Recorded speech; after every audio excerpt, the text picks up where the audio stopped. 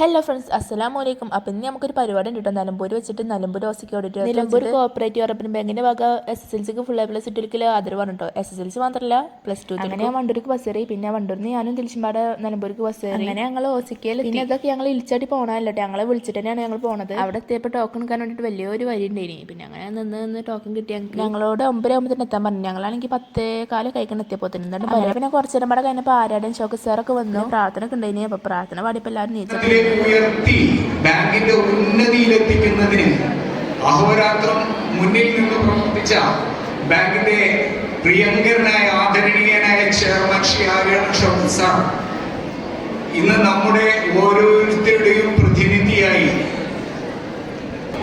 ഏറ്റവും ആദരണീയനായ നമ്മുടെ നിലമ്പൂർ കോപ്പറേറ്റീവ് അർബൻ ബാങ്കിന്റെ ചെയർമാനും അതോടൊപ്പം തന്നെ നമ്മുടെ MLA-യുമായിരിക്കുന്ന ശ്രീ ആര്യാടൻ ഷൗക്കത്ത് അവർകളെ പിന്നെ അവിടുത്തെ ഇനാഗ്രേഷൻ കഴിഞ്ഞു.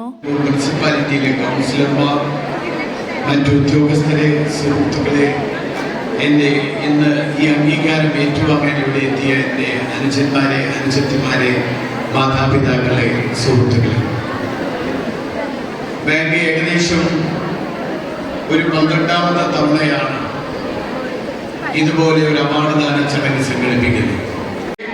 ഇന്ന് മത്സര പരീക്ഷകളിൽ നീറ്റും കീമും മാത്രമല്ല, ഇന്ന് സിവിൽ സർവീസ് പരീക്ഷയിൽ പോലും ആദ്യത്തെ 10 റാങ്ക് പരിശോധിച്ചാൽ അതിൽ മലപ്പുറത്തിന്റെ ഇടമില്ലാത്ത ഒരു റിസൾട്ടും ഈ കഴിഞ്ഞ കുറച്ച് വർഷങ്ങളായി കേരളത്തിൽ ഉണ്ടായിട്ടില്ല എന്നതാണ് യാഥാർത്ഥ്യം.